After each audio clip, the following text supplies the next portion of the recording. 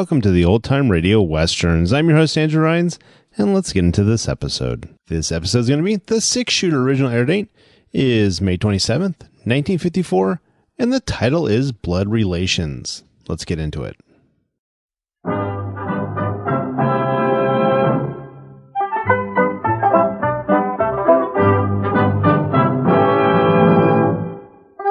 In a moment, you'll hear James Stewart as the six-shooter, just one of many fine programs brought to you each week on NBC. Tomorrow night, there's top comedy entertainment with the Bob Hope Show, the Phil Harris-Alice Faye Show, and Can You Top This with Senator Ford. Bob Hope delivers rapid-fire comedy routines, while Phil Harris and Alice Faye bring both mirth and music. It's a great Friday night lineup of comedy programs, all of them heard only on NBC. James Stewart as the six-shooter.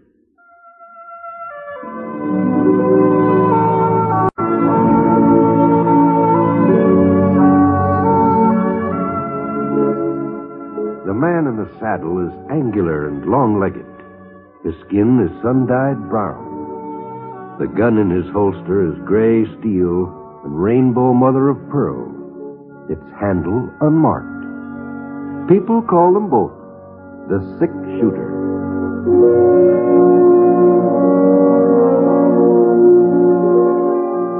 The NBC Radio Network presents James Stewart as the six-shooter, a transcribed series of radio dramas based on the life of Britt Ponset, the Texas plainsman who wandered through the Western Territories, leaving behind a trail of still-remembered legends.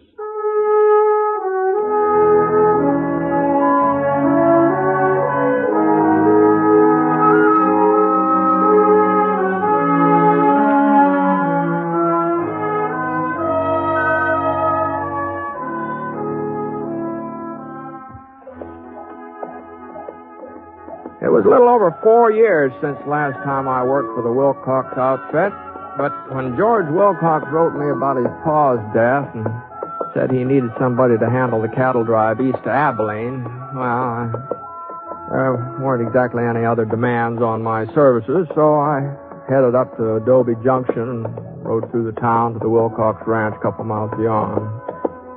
It was getting on toward evening when I pulled into the yard, and, whoa, boy, whoa, Scar, whoa.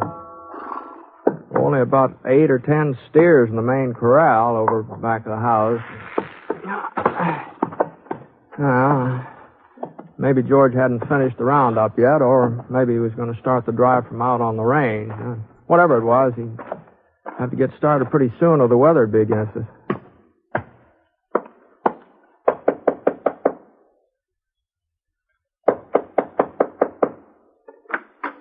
Yes? Good evening, ma'am. Is George Wilcox in? Why, Mr. Ponset, don't you remember me? What? I'm Viola Wilcox, George's sister. Viola No, why, I just can't believe it. Well, I guess I have changed since you last saw me. Change? Why, gee, well, you've practically grown up overnight, Viola. There are some folks around here who wouldn't agree with you, Mr. Ponset. Oh? Who is it, Vi? It's Mr. Ponset, George. Britt? Why, Britt, boy, you old rattlesnake. It's about time you turned up here. How are you, George? Pretty good, pretty good. Put on another plate, Vi. Britt will be here for supper. Oh, I wouldn't like to impose. No, I mean, you probably weren't expecting me tonight. Why, we've been expecting you for the last week. Vi's had the spare room ready since Monday. Well, if you're sure there's enough food, Viola. Oh, there'll be plenty, Britt. Matter of fact, I won't be eating supper at home tonight. Now, Viola, I told you weren't... I'll call you when everything's ready. I guess we might as well wait in the parlor, Britt. Sure. I hope I'm not too late for the drive, George. Late? Well, you said you've been expecting me for several days, and I didn't see much stock in the corral. Oh, the boys are still out on the roundup. They're a little late. I couldn't go out with them this year. Oh, that's all. They'll probably show up sometime tomorrow, or Friday at the latest. You can start off then. You won't be going long? No. I'm going to stick around here. Uh-huh. I was real sorry to hear about your father, George. He went easy, Britt. I'm thankful for that. Yeah.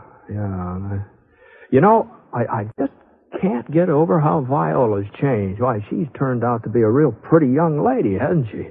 I'll bet she's got more beaux than any other girl in the whole county. She could have, I guess, if she wanted them. What? Britt, do you remember Judd Coffin? Coffin? Coffin? He was that outlaw from up around Cloud City. You had something to do with capturing him, as I recollect. Well, I was sort of in the neighborhood when it happened.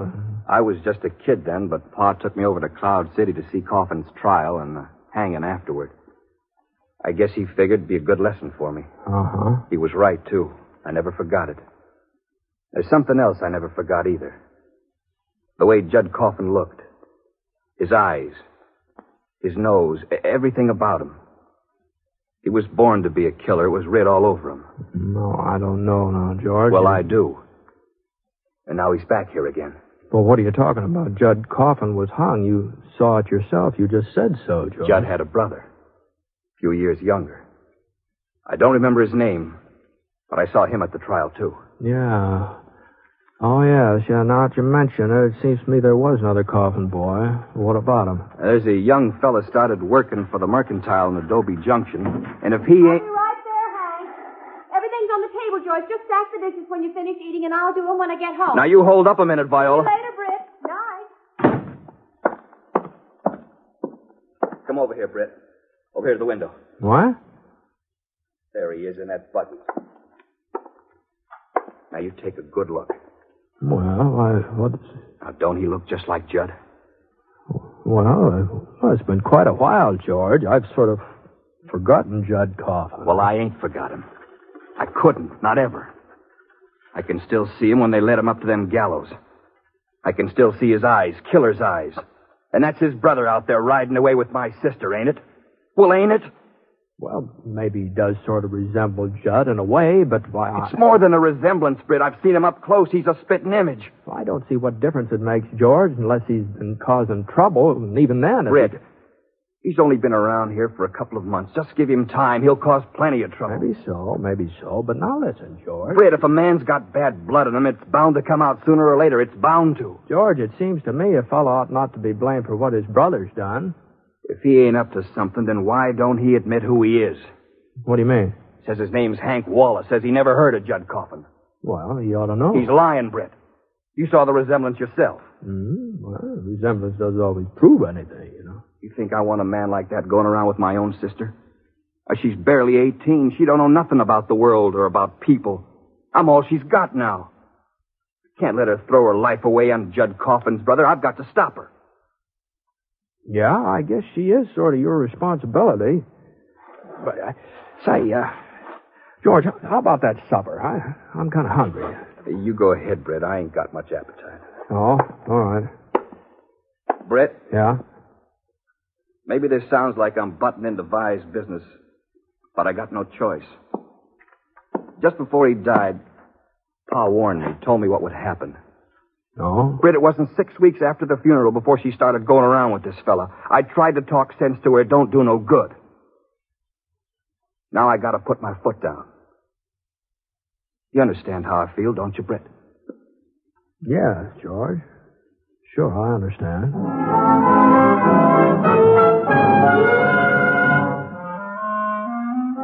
Well, I went ahead and had some supper. Cold ham, potato salad with bacon in it. Stewed peaches for dessert. Wasn't anything exceptional, but it was filling enough. And afterwards, since George hadn't eaten anything, I decided maybe I'd go ahead and do the dishes. The dishpan was hanging right beside the sink, so I pumped some water in it. There was only a couple plates and cups to wash. But the handle on that cup just wasn't very substantial, and when it slipped... Oh, doggone it. Yeah, well... Looked like it was beyond the gluing stage, so I kind of got the pieces swept together and put them in the garbage bucket. I wasn't exactly trying to hide them or anything like that, but, there were plenty of other cups in the cupboard. Anyhow, I walked back into the parlor and said goodnight to George and went upstairs to bed. I figured he was going to wait up for Viola, and I didn't suppose she'd like the idea, but it wasn't any of my business, so... I was kind of tired anyway.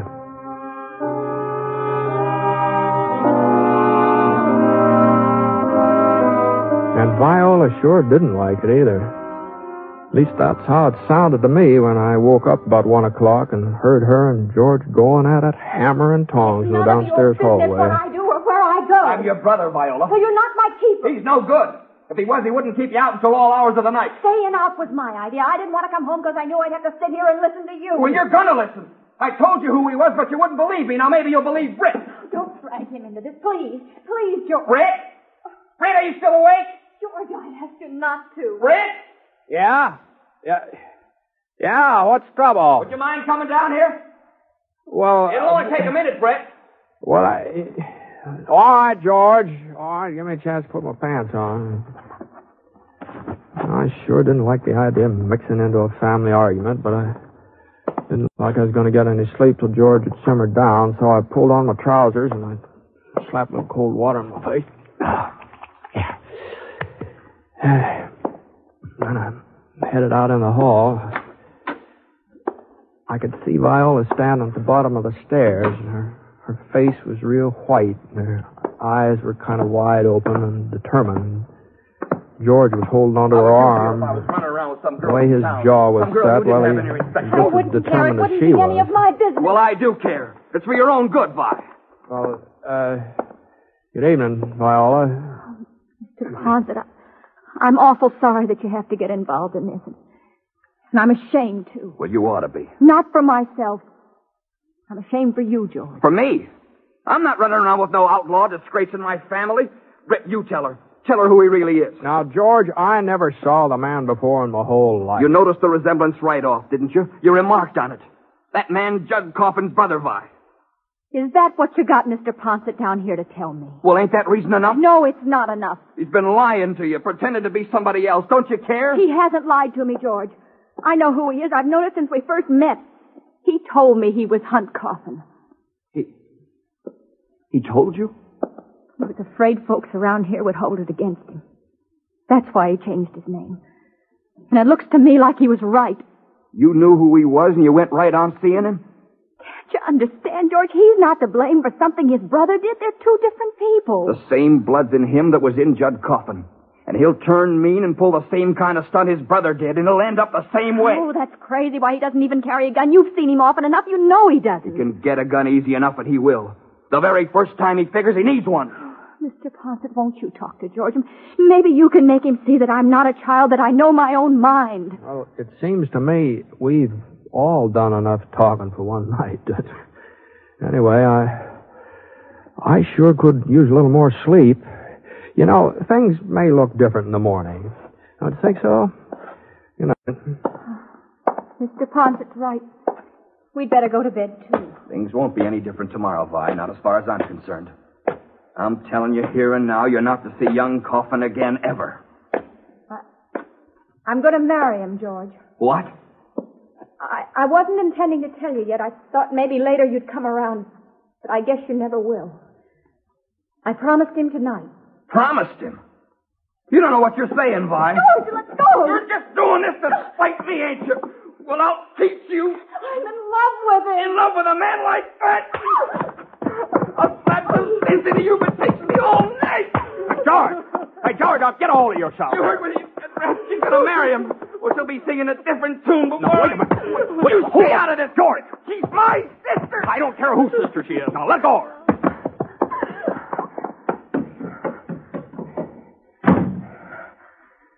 All right, now, George, come on. Let's go upstairs. It's for her own good, Britt, what I done. I guess you must have thought it was. Someday she'll realize it was for her own good. She can't marry him, Britt. She just can't. Well, treating her the way you did is apt to make her more set on it than ever. She'll get over that idea fast enough now that she knows I mean business. Someday she'll thank me for slapping her. Yeah. All right, let's get some sleep, George. Come on.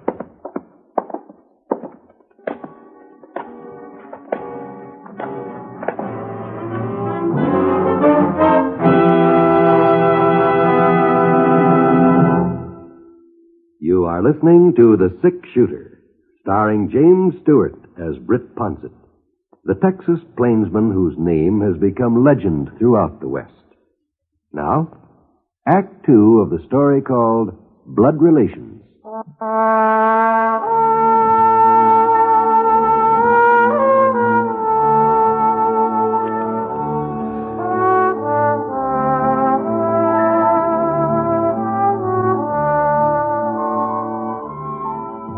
Well, it took me a little while to get back to sleep, but I didn't hear anything more out of George or Viola during the night, so that was something. When I finally woke up again, I just didn't feel like I'd had any rest at all. And it was late, too, nearly 6 o'clock. I got dressed and I went downstairs.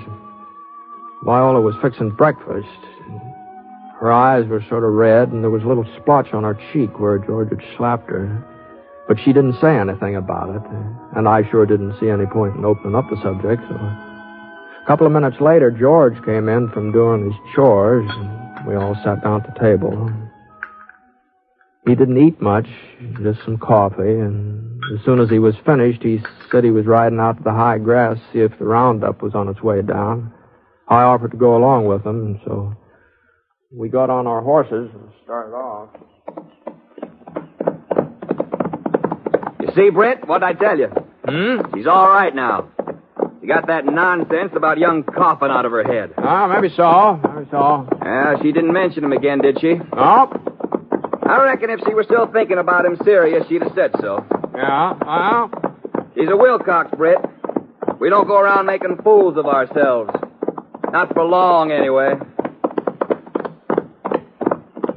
We kept on riding for a couple of hours until we got to the high ground. But we didn't see any signs of the roundup, so finally we turned around and headed back to the ranch house. I don't know what's taking them so long.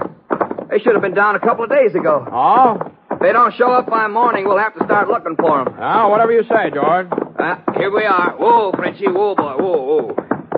Hey, you know something, Britt? I've got kind of an appetite.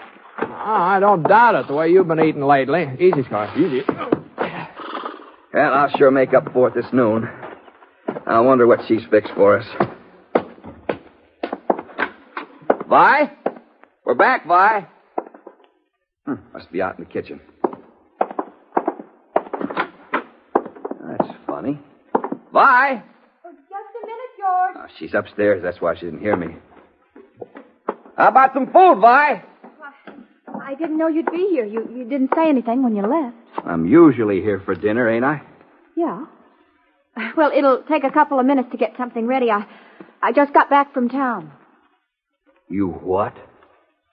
Well, I guess I'll go wash up. What were you doing in town, Vi? I wanted to see Hunt. Oh. Well, I suppose you did have to explain things to him. I guess he was entitled to that much. How'd he take it? When you told him you couldn't marry him. I didn't tell him that, George. We're going to get married as soon as we can. He's coming to get me tonight.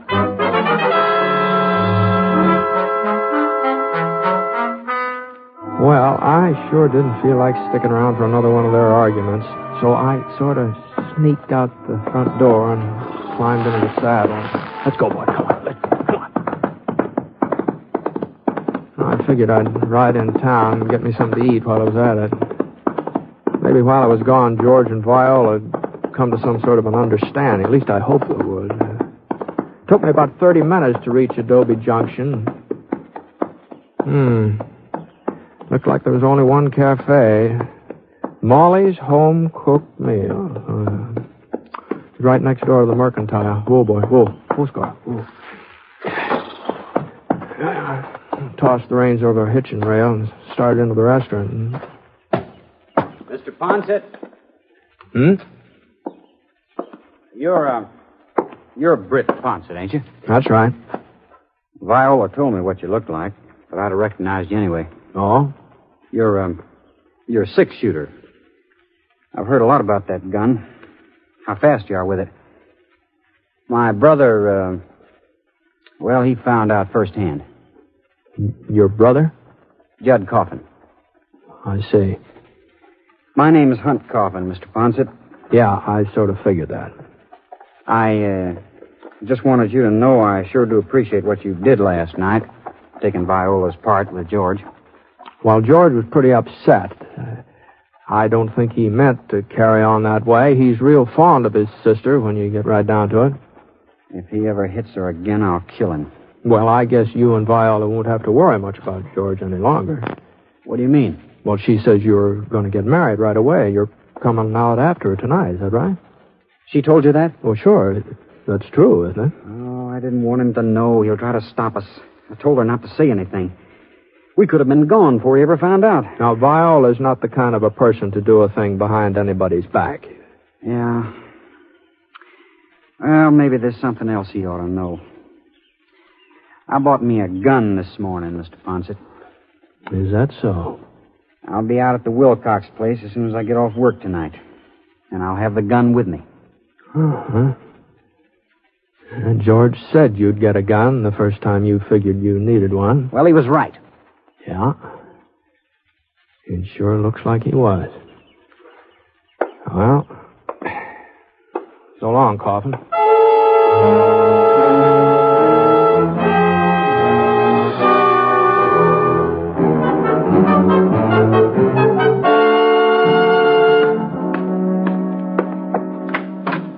What in thunder happened to you, Britt? Oh, I thought maybe you and Viola ought to have a chance to talk this out in private, so I rode in town. You needn't have bothered. Huh? Tried to talk to her, but she just wouldn't listen. She wouldn't, huh? I don't know what to do, Britt. I just don't. After last night, I thought she'd see things my way. I guess you were right. She's more set in marrying him now than ever. If Paul was still alive, he'd find some way of stopping her. I guess I'm letting him down. Well, where's Vi now? Upstairs, packing.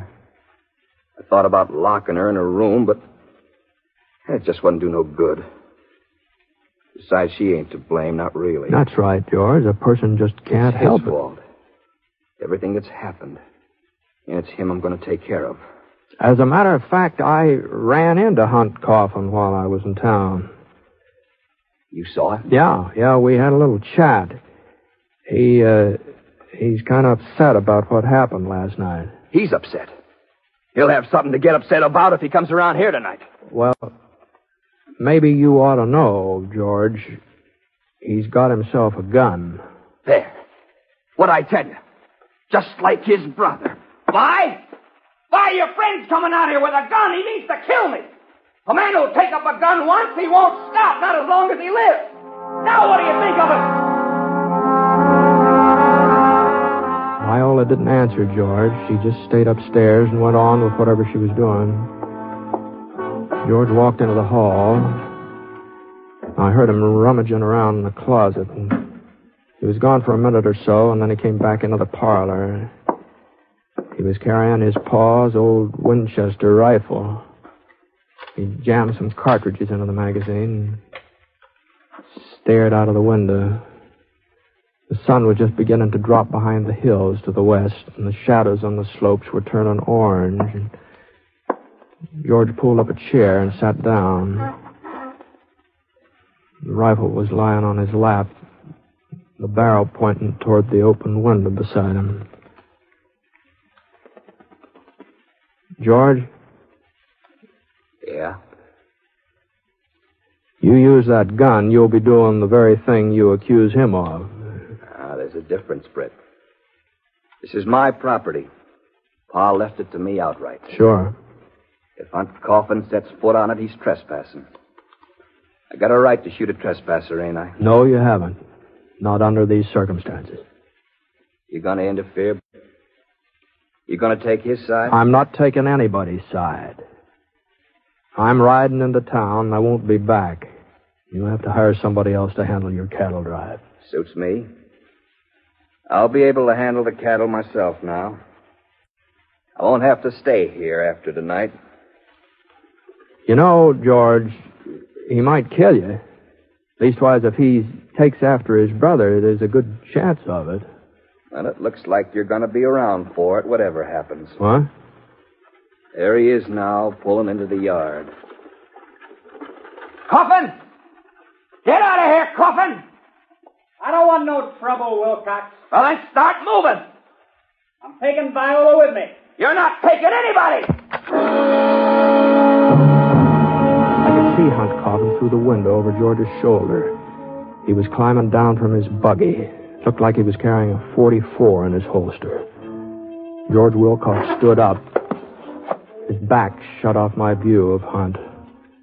He shoved the stock of his rifle against his shoulder, and his finger curled around the trigger. He shifted his weight onto one foot, and I got a glimpse of Hunt again.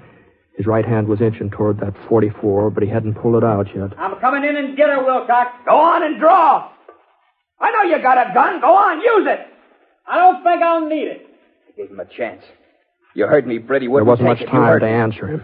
His finger was already squeezing back. There wasn't even time to get over to him. I grabbed for my gun. The bullet hit him right in the arm, spun him half around. For a second, I didn't know what had happened. I hadn't fired at him. I hadn't even had a chance to finish drawing. And then I saw a little spiral of smoke on the hall stairs behind him. Viola, Put down that rifle, George. you're crazy, Vi. Why? Are you all right? Stay there, Hunt. I'll be right out. Put it down, George. Now, I'm going away with Hunt.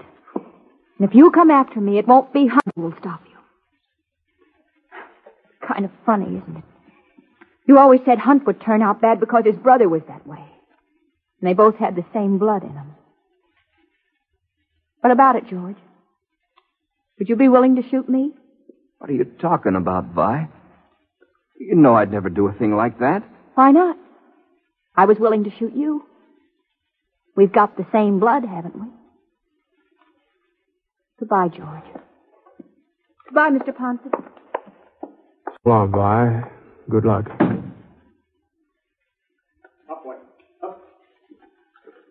She wasn't making any sense, Britt, asking if I'd shoot her. Why, that's just plain foolishness. Yeah, well, I'll take you into town, George. You better see the doc about that arm. My own sister. My own flesh and blood. Sure had her figured wrong. Well, maybe you had young Coffin figured wrong, too. Come on, let's go.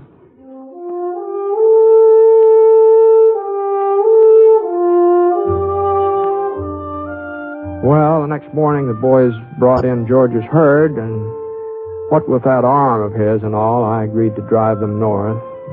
It was nearly 3 months before I got back to Adobe Junction again. Viola and Hunt, they were married and had a little house in town. But George, he hadn't been near me. He hadn't said a word to Vi since that night she left the ranch. Vi was kind of upset about it, but she kept telling herself that sooner or later George would see where he'd been wrong and he'd come around. I don't know. Maybe he will. Maybe he will.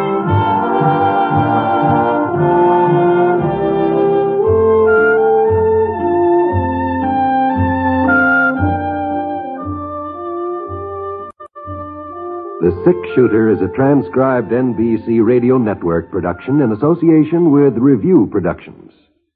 It is written by Frank Burt and is based on a character created by him. Mr. Stewart may currently be seen in the Universal International picture The Glenn Miller Story. Others in the cast were Barbara Eiler, Herb Ellis, and Sam Edwards. Special music for this program was by Basil Adlam, and the entire production is under the direction of Jack Johnstone. All characters and incidents were fictitious, and any resemblance to actual characters or incidents is purely coincidental. Oh, by the way, you'll be interested in knowing that the Six-Shooter has been chosen for broadcast to our men overseas through the facilities of the Armed Forces Radio Services. This is John Wall speaking.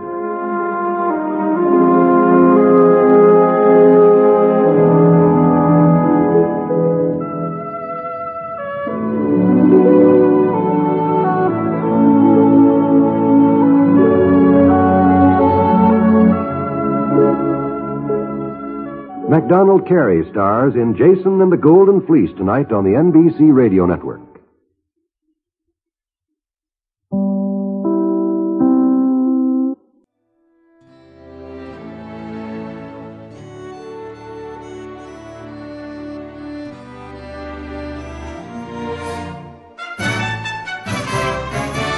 This has been a presentation of OTRWesterns.com, and we hope you enjoyed. Please take some time to like and rate our shows in your favorite podcast application. Follow us on Facebook by going to OTRWesterns.com/Facebook. Join in the conversation by going to OTRWesterns.com/Discord. And don't forget to send us an email, podcast@OTRWesterns.com. This episode is copyright under the Attribution Non-Commercial Share Alike copyright. For more information, go to OTRWesterns.com/copyright. Have a great day, and again, thanks for listening.